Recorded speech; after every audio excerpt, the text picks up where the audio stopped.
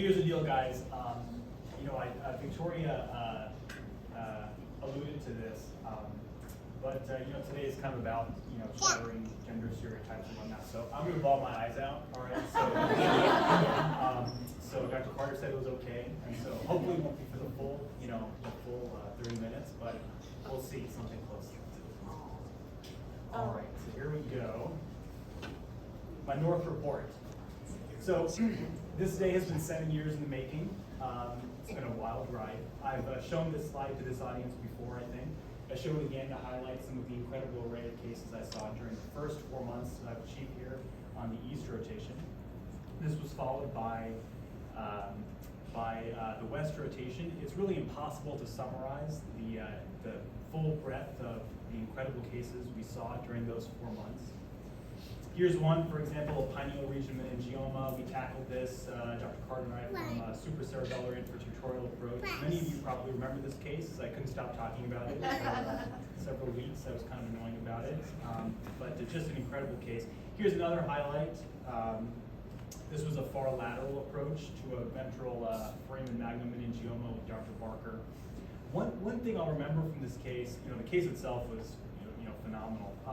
But Dr. Barker sent me a bunch of PDFs the night before to read up on, and they all looked like this. They were from an actual physical textbook that he had scanned in by hand. And I don't know why that stuck out to me. It just it was like a retro technology, that somehow seemed kind of analogous to his scope. Come to think of it, I don't think I've ever actually texted him either. I think I sort of characterize him as a neurosurgical hipster. On the North service, we've had similarly amazing cases. North is a generally fast-paced, high acuity service. We treat trauma, vascular, neurosurgery, peripheral nerve, and functional. Here is an image. We've clipped a spinal AVM that was causing a chronic myelopathy. Here's a nice MCA bifurcation aneurysm clipping we did. This is me trying to dissect out a dural AV fistula. This is actually an incredible case we have on service right now. I was just getting text updates about her. We discovered a dural AV fistula that was causing severe midbrain venous congestion that had driven our patient basically into a coma. And now, like about a week out, she's awake and talking. It's really, really incredible. On the functional side, we've had some awesome cases, microvascular decompressions, giving us a chance to explore some beautiful brainstem, cranial nerve anatomy. And of course, on the functional side of things, we've manipulated brain connectivity and physiology in some really incredible ways. Here's a patient with the triple lesions that we made on one side, and there are others obviously on the other side, as part of a limbic leucotomy we did for severe OCD. These are, of course, just a few selected cases out of many. North has been full of similarly fantastic cases. So I'm thrilled to have submitted my final case log summarizing 7 years of training here. They amount to 1,648 tracked cases in neurosurgery. The majority of these cases, as you can see, have come in the last 2 years of this program. The last year, this last 7th year, has been the busiest operatively of the entire residency. This is my final case mix. I think this shows, we have a phenomenal diversity of cases here. And so it's been a long road. I've changed a lot. Victoria, there are a few pictures here where my eyes are open. So I think, when you look at these pictures, I'm sure you'll have the same thought that I had, which is, what happened to me in 2021 onwards? and like, is it reversible? So today, is a resident research day, so I wanted to, kind of explore this a little bit more quantitatively. So I went to howoldyoulook.com, and I asked an AI model to help me generate some empiric data here. So as it turns out, it's actually pretty reliable. So it would tell me my apparent age. And so I took my actual age for every year. I asked the model to generate my apparent age, and I calculated the difference for every year. And then so I regressed this against a number of operative cases I did that year. And I fit an ordinary least squares regression model. And so here are my results. You'll see I have a p-value of 0.06. I'm just shy of publishability. So that was kind of disappointing. I talked this over with the Harvard Biostatistics team. They told me that I'm basically underpowered, that in order to really clinch that p-value of 0.05, that magical number, I have to just generate more samples. And so they said, you could spend another couple years here and see if this trend continues. So then I would be likely to be able to publish. I politely declined, and so we'll just have to settle for a non-significant trend.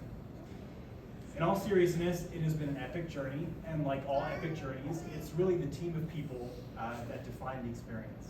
So all of our residents are awesome, but as Victoria and Amy mentioned, we've been splitting them up, and I had the distinct privilege of working closely with a subset of our residents on the North Service.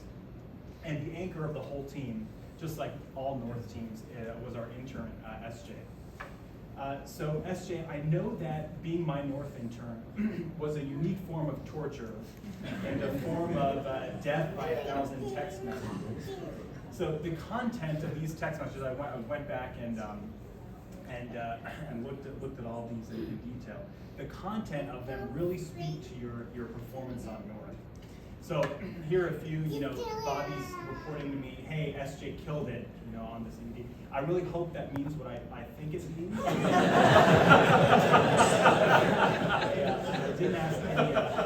didn't ask any further questions.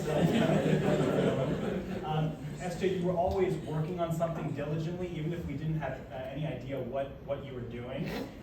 So taking somebody to scanner, I assumed that it was not always the best assumption to make.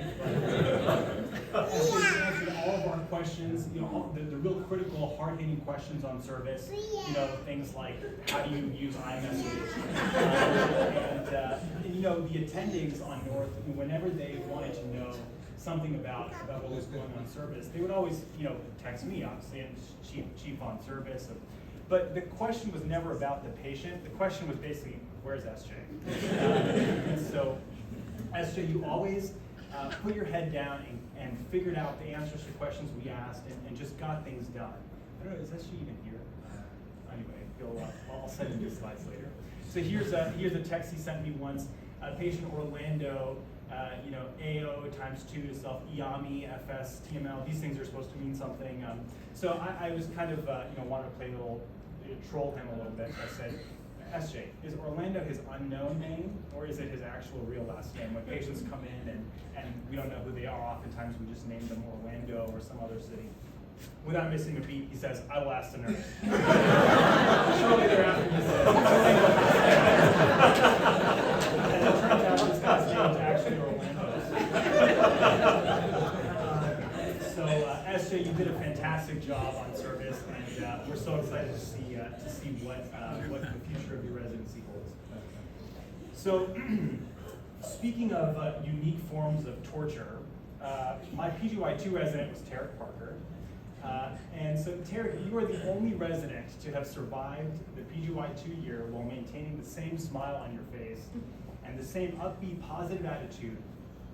That smile is always there.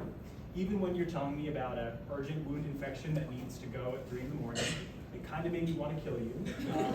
But you never let anything get you down, and we all sincerely appreciate you for that.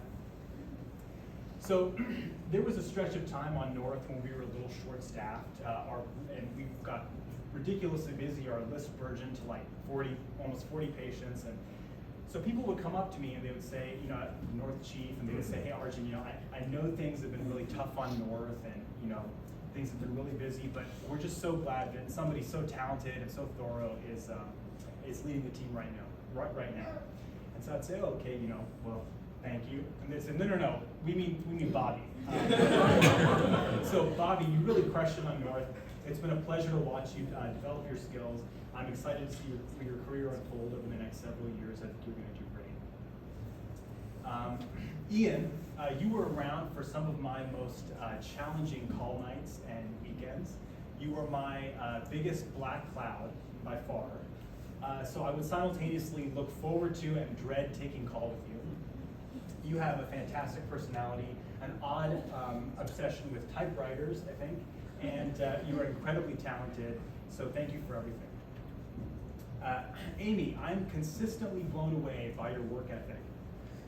Even when you were away during your research year, you would email me when case assignments went out, and you would ask to join large, complex skull-based cases. Together, I feel like you and I learned how to take apart someone's craniocervical junction or their orbit and zygoma. Your enthusiasm for complex skull-based surgery is contagious. You have a surgical precision and a finesse that is going to make you a stellar skull-based surgeon. And I hope you remember me when you're famous one day and giving your Spetzler Symposium talk or whatever it's called then. And finally, Pratik. My friend, it has been an absolute pleasure from day one. First of all, my heartiest congratulations to the newest addition to your family. I have gotten to know you very well over the last 6 years. Thank you for your friendship and the energy that you bring to everything you do. I'm sure you're going to do great things in functional neurosurgery, and I look forward to keeping in close touch for years to come. And of course, then there's these two. I feel the last 7 years have forged a bond between us, a sense of mutual understanding of what we've collectively experienced. Amy, your determination and leadership are incredible. Whenever I find myself in a tough situation at the hospital, I think to myself, what would Amy do? You are a fierce advocate for your patients and for what is right. In that sense, I think it is so fitting that you've chosen to dedicate your career to neurosurgery's most vulnerable patients, children. I am so lucky to have trained with you and learned so much from you.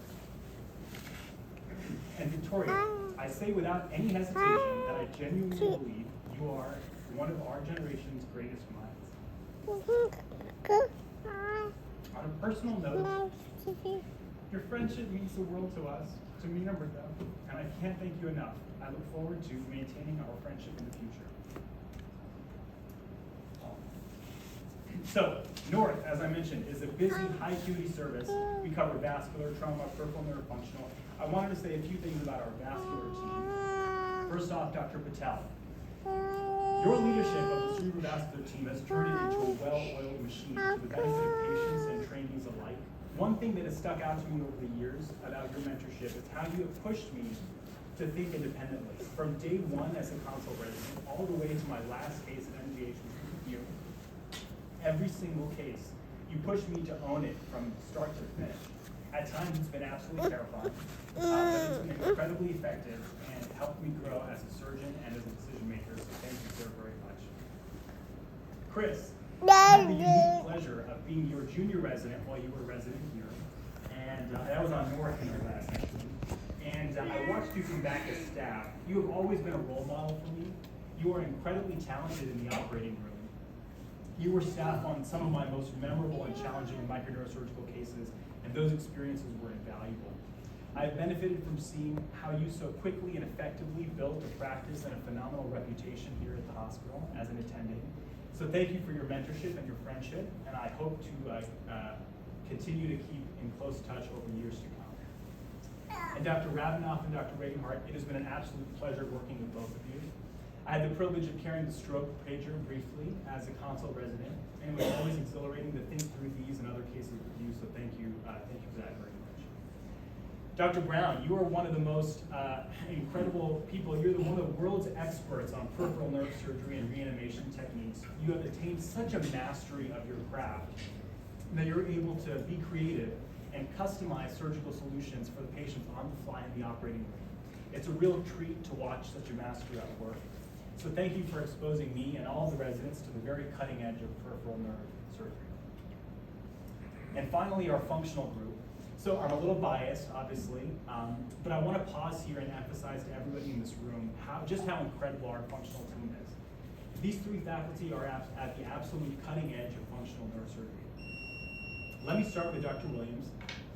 Ziv, over the last 2 years I spent with you in lab, or the 2 years that I spent with you in lab during my research times, was the most exhilarating intellectual experience of my life. Your work is at the absolute forefront of human cognitive and computational neuroscience. I won't go on and on about your accolades because that would take forever, but I do want to tell everybody about something called the Dude Award. This is an award given out by the postdocs in your lab every day. I don't know if you know about it. It's awarded when you're looking over someone's data and you get so excited by it that you shout, "Dude, no way!" And that postdoc gets the Dude Award that day. You have an enthusiasm and a creativity with science that has fueled my own aspirations. You have inspired me like you have inspired so many others. On a personal note, your friendship and mentorship has meant the world to me. Thanks very much. I'm so honored to call you my scientific guru. I look forward to learning from you for many years to come. Dr. Richardson, you came to MGH about halfway through my residency, and in a few short years, you have built us into what I believe to be the preeminent functional neurosurgery training program in the country. Your leadership style of your lab, your clinical operation, and the operating room is incredible, and one that I hope to emulate in my own career. Your work on neuromodulation and epilepsy is pioneering. I once sat through a surgical epilepsy conference at another institution, and the number of times your work and your ideas were referenced, I mean, it was like you were some kind of neurosurgical deity. You are already a legend in your field, and I'm so grateful to count myself among your trainees. And finally, Dr. Schweitzer. So most of us know Dr. Schweitzer's pioneering work in stem cell therapy for Parkinson's disease. But I think if you Google him, what he's really famous for is Grey's Anatomy. So his work in stem cell therapy was so cool that Grey's Anatomy actually asked him to write an episode about it. And so if you listen closely, and I hope this, all right, let's see if we can get the audio to play here. We had it earlier. Oh, I'm muted, that's why. Okay. Because I think you will be able to hear the line that seems like it was written by Dr. Schweitzer. All right, let's see. Okay, how do we get the cells that we inject into the patient's brain? From his skin? That is vaguely not wrong. We take stem cells from a skin biopsy and then we reprogram them through a complex process and then differentiate them into dopamine-producing cells. And by injecting them into the forebrain, We are hoping to improve All right, listen dopamine for levels it. that decreases in patients with Parkinson's. What else? Come on, there's no such thing as a stupid question, just a stupid resident who asks it.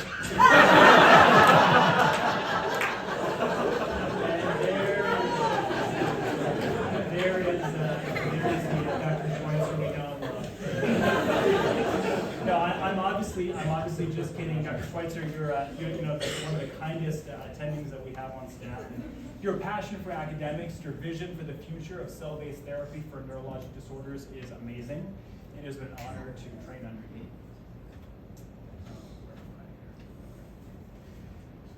All right.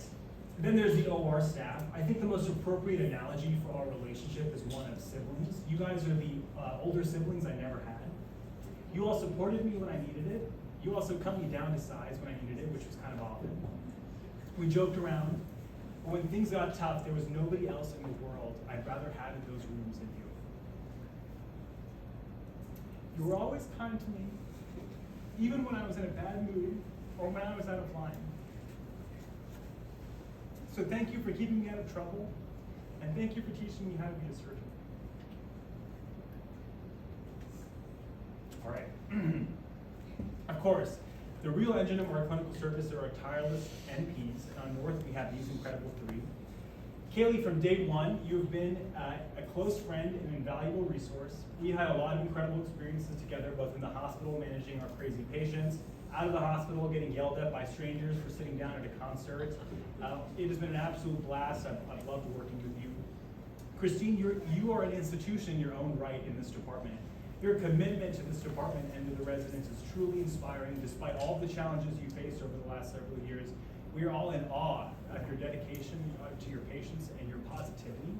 It has been an honor to work with you.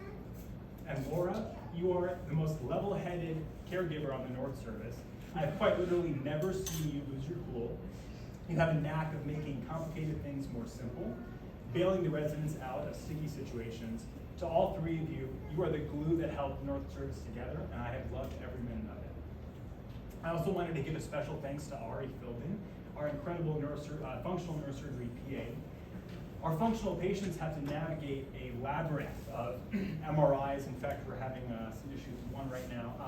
MRIs, MEGs, EEGs, neurologists, neurosurgeons, devices, medications. It's really insane. and you have figured out how to help our patients navigate the system so effectively. I've had a lot of fun working, learning functional neurosurgery with you. I think you and I still hold the record for our famous 1-hour bilateral thalamic RNS. I have been so lucky to work with you. MGH is lucky to have you, and most importantly, your patients are lucky to have you, so thank you. Thank you to our incredible program directors, our amazing program director, Dr. Nayhead, and the cohort of APDs. Your level of engagement with the residents is so kind, so appreciated, and it means the world to us. A special thanks to Dr. Patel, who was the program director when I began residency. He saved us from the ACGME's wrath and restored our resident complement, the year after we were kind of penalized. So the residency owes you a major debt of gratitude for that. And Dr. Kumans, our education champion, you have a seemingly bottomless fund of knowledge about neurosurgical literature. So thank you for all of you. Thank you to all of you. And of course, Dr. Carter. Over the years, I've collected so many pearls of wisdom, so many operative nuances, leadership lessons, words of advice that could fill a whole book. Two things in particular stand out. The first is operating with you. My experience in your operating room was really a capstone to my residency. Under your guidance, I felt like I matured as a surgeon, a decision maker, and as a counselor to patients and their families. Every day in the operating room, you would push me to the very edge of my comfort zone, maybe millimeters from the facial nerve or right over the ICA. And then at that moment, when I'm sweating bullets under the under the mask and my loops are fogging up, you would push just a little bit harder. You helped me discover exactly what my own limits were, and then help me think about how to overcome them. And the second thing is your leadership. You have a style that engenders loyalty and a work toward a common purpose of excellence. You are simultaneously thoughtful and decisive. From you, I've come to appreciate how important these soft skills are in building a successful practice and a career. I can't thank you enough for teaching that to me by example. It is truly an honor to be your trainee, and I will continue to seek your mentorship throughout my career. So shifting gears a little bit, I wanted to share a little bit about me. I was born and grew up in a suburb of Washington, D.C. called Central Virginia. I was a curious kid, always kind of tinkering and fidgeting with things, not always the most focused academically. I ended up attending this high school, Thomas Jefferson High School for Science and Technology. I had my first brush with neuroscience there. As my senior graduation project, I dissected a leech and did a few experiments on its nervous system. My first neurosurgery, I guess so to speak. We lost a few leeches. I don't mean they died, I mean we literally lost them. They escaped their tank, we never found them. I believe that they're still alive, swimming around somewhere in the school plumbing, getting stronger, biding their time. I found my way to Duke University. These were some of the best years of my life. I really bought into the whole Cameron crazies phenomenon, and I lived in a tent in the freezing cold for 2 months to get tickets to a basketball game. I even went through a beard phase, which I think Amrita is very happy is over. And it was here during college that I had a particularly transformative experience. For a summer, I went to rural Kenya to work at a local hospital. And I think it was there that I realized the full extent of how privileged a life I live. And that I really couldn't claim any credit for having earned any of it. It was just a random act of cosmic roulette that I was born into such incredible privilege. So I decided that I wanted to do something that felt like it mattered. Something that would ground me, and something that would allow me to relate to other people through a common sense of humanity. Something where I could put my privilege to good use. So medicine was a good fit. I found my way to Harvard Medical School, discovered a love for neurosurgery, and along the way, and the rest is history. My journey was made possible entirely by the work and the values of generations of my family that laid the groundwork of my life. All right. So here it goes.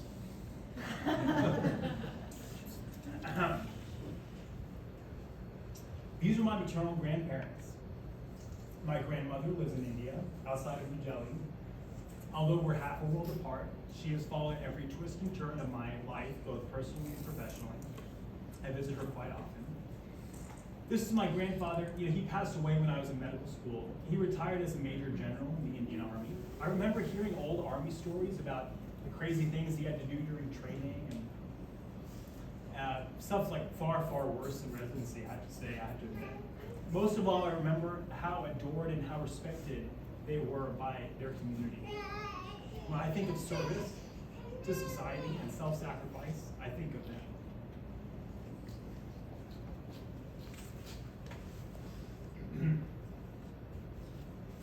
These are my paternal grandparents. My grandfather's here today. This is my grandmother. She's no longer with us. As an aside, I was putting this together. I find it so interesting how a face can feel so familiar, even if you haven't seen it in 15 years. I think there's an R01 in there somewhere. Now's not the time, maybe. Anyway, these two lived through the Indian partition. They had to flee newly formed Pakistan as religious refugees. In their youth, they hatched a plan to emigrate to America. So they put their heads down. 50 years later, they made it happen. These two were and are the most unassuming, quiet individuals you'll ever meet. But under the surface, their story is actually one of outrageous ambition. To move half a world away with 3 young kids, build a new life. So when I think of ambition and work ethic, I think of them.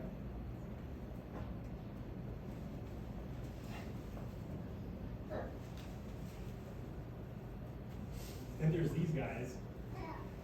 This is my younger sister, Bria, who couldn't come today. She's on her honeymoon. I felt that was a reasonable excuse. She just graduated from Harvard Business School. We're so proud of her. She's going to do amazing things. These are mom and dad. There's obviously a lot to say. I don't have time for it. You have shown me in my life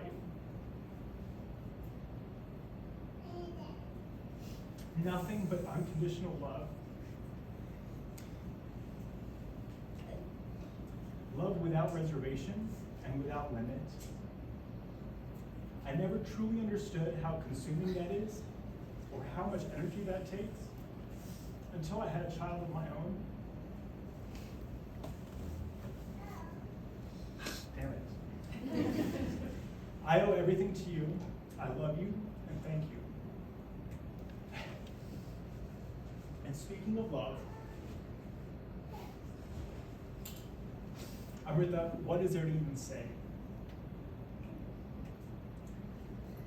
I couldn't write down anything for this part because it all just sounds so ridiculous when I say it out loud. You know, today we're talking about completing a 7-year residency, but these last 7 years is also our origin story. We got engaged, we got married, we bought a house, we started our family. You have made sacrifices for me in more ways than I will ever know. So thank you for enabling me to climb this mountain. And I'm so excited to dive into our next great adventure together. And that adventure is going to have an additional passenger. This is my daughter, Anya. You've all seen her running around here. She's actually doing a pretty good job. You know, before Anya was born, Dr. Cahill said something to me. He said, you know, they're born, and what's amazing is that they already have their full personality just in there. And you just have to spend the next, 18 years or something figuring out who they are. And I have to say, Dr. Cahill, you were right. I mean, you do kind of have a lot of experience with this sort of thing. Anya is feisty, she's spunky, she's loud, she's so loving. And Anya, Daddy loves you very much. So my next step in life is a fellowship in functional and stereotactic neurosurgery at Stanford. After that, we are so excited to see what life brings our way. And I wanted to end with this. There are a lot of emotions associated with today. One of the most vivid ones I feel is of humility. I'm humbled in 2 senses. First, I stand here today humbled by the challenge of neurosurgery. Neurosurgery is hard. It's a unique feeling that many people in this room have felt.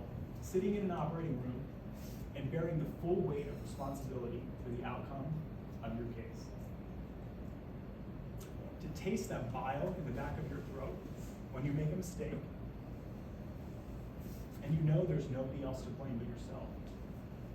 Even last night, actually at dinner, I sat at a table full of legendary neurosurgeons, and what we were talking about was how important it was to compartmentalize your inevitable failures and to be able to move on, find a way to move on.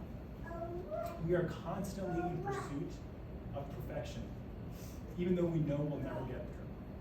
That struggle to constantly find one's own limits, and to push them further and further is exhilarating, but it is humbling.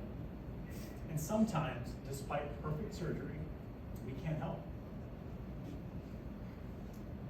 And in those cases, there is nothing to do but be humbled.